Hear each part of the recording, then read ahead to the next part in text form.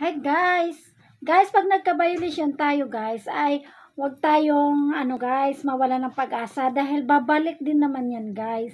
Babalik at babalik yan. 30 days o 90 days o 'di ba? Pero babalik yan talaga. Kaya hindi tayo dapat na mag-alala kasi naparusahan lang tayo ng mga 3 buwan o di kaya 1 buwan, pero babalik din yun guys.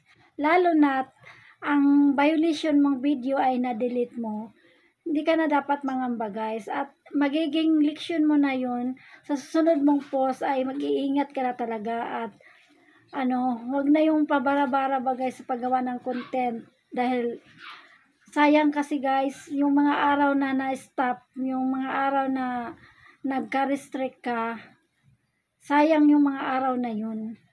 'Di ba? Instead na mayroong mag-views, ay hindi na recommended yung video mo sa mga viewers.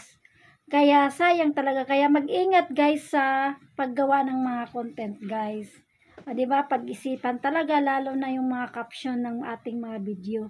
Yun lang guys. Sana may natutunan. Share ko lang guys ang aking na-experience. Sana may natutunan. Follow me for more updates guys. Pwede ring mag-comment upang madalaw ko kayo guys.